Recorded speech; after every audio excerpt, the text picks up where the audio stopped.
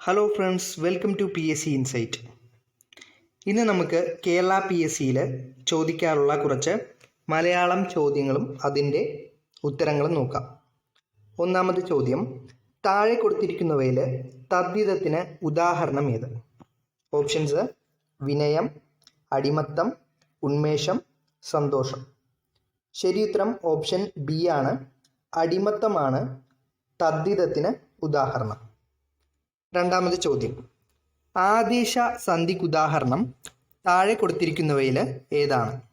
Options: കണ്ടെടുത്തു, വന്നെത്തി, വിണ്ടലം, വാഴയില. ഇവയിൽ ഓപ്ഷൻ സി വിണ്ടലമാണ് ആദേശ സന്ധിക്ക് ഉദാഹരണമായിട്ട് വരുന്നത്. മൂന്നാമത്തെ ചോദ്യം, ശരിയായ പദം തിരഞ്ഞെടുത്ത് എഴുതുക. ഓപ്ഷൻസ്: വൃശ്ചികം, സന്ദിഗ്ധം, അധപ്പതനം, യാദൃച്ഛികം. ശരിയുത്തരം ഓപ്ഷൻ ബി ആണ്, സന്ദിഗ്ധം. 94ാമത്തെ ചോദ്യം, തലമുടിക്ക് പര്യായമല്ലാത്തത് ഏത്? ഓപ്ഷൻസ്: വേണി, വാണി, ചിഗുരം, കേശം. ഇതിൽ ആൻസർ വരുന്നത് ഓപ്ഷൻ ബി ആണ്, വാണിയാണ്. തലമുടിക്ക് പര്യായമായിട്ട് വരുന്ന പദങ്ങൾ ഏതൊക്കെയാണ്? വേണി, ചിഗുരം, കേശം എന്നിവ തലമുടിയുടെ പര്യായ പദങ്ങളാണ്. അത് ഓർത്തു വയ്ക്കുക. 95ാമത്തെ ചോദ്യം, താഴെ കൊടുത്തിരിക്കുന്നവയിൽ ശരിയായ പ്രയോഗം ഏത്? ഓപ്ഷൻസ്: എ, നാട്ടിൻപുറങ്ങൾ പഴയ കാലത്ത് നന്മകളാൽ സമൃദ്ധമായിരുന്നു. ഓപ്ഷൻ ബി, നാട്ടിൻപുറങ്ങൾ പണ്ടുകാലത്ത് നന്മകളാൽ സമൃദ്ധമായിരുന്നു. ഓപ്ഷൻ സി, നാട്ടിൻപുറങ്ങൾ പഴയ കാലത്ത് നന്മകളാൽ സമർത്ഥമായിരുന്നു.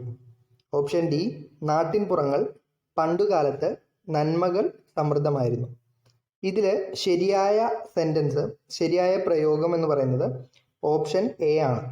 നാട്ടിൻപുറങ്ങൾ പഴയ കാലത്ത് നന്മകളാൽ സമൃദ്ധമായിരുന്നു എന്നതാണ് ശരിയുത്തരം. അടുത്തത് 6ാമത്തെ ചോദ്യം, താഴെ കൊടുത്തിരിക്കുന്നവയിൽ വള്ളത്തോൾ നാരായണ മേനോൻ എഴുതിയത് ഏതാണ്? ഓപ്ഷൻസ്: ദുരവസ്ഥ, കർണഭൂഷണം, പിങ്കള, കൊച്ചുസീത. ഇതിൽ വള്ളത്തോൾ നാരായണ മേനോൻ്റെ കൃതിയാണ് ഓപ്ഷൻ ഡി, കൊച്ചുസീത. അടുത്ത 7ാമത്തെ ചോദ്യം, കേരള സ്കോട്ട് എന്നറിയപ്പെടുന്ന സാഹിത്യകാരൻ ആരാണ്? Options: Thakazhi Sivasankara Pillai, MT Vasudevan Nair, CV Raman Pillai, N Krishna Pillai. ശരിയുത്തരം ഓപ്ഷൻ സി ആണ്. CV രാമൻപിള്ളയാണ് കേരള സ്കോട്ട് എന്നറിയപ്പെടുന്ന സാഹിത്യകാരൻ. അടുത്തത് 8ാമത്തെ ചോദ്യം, ONV കുറുപ്പിന് അക്ഷരം എന്ന കവിതാ സമാഹാരത്തിന് ലഭിച്ച പുരസ്കാരം ഏത്? ഓപ്ഷൻസ്: കേരള സാഹിത്യ അക്കാദമി അവാർഡ്, വയലാർ അവാർഡ്, ഓടക്കുഴൽ അവാർഡ്, കേന്ദ്ര സാഹിത്യ അക്കാദമി അവാർഡ്. ഇതിൽ ONV കുറുപ്പിന് അക്ഷരം എന്ന കവിതാ സമാഹാരത്തിന് ലഭിച്ച പുരസ്കാരമാണ് കേന്ദ്ര സാഹിത്യ അക്കാദമി അവാർഡ്. അടുത്തത് 9ാമത്തെ ചോദ്യം, കിക്ക് ദ ബക്കറ്റ് എന്ന ശൈലിയുടെ ശരിയായ മലയാള വിവർത്തനം ഏത്? ഓപ്ഷൻസ്: ആസ്വദിക്കുക, മരിക്കുക, മുറിവേൽക്കുക, മൗനം പാലിക്കുക.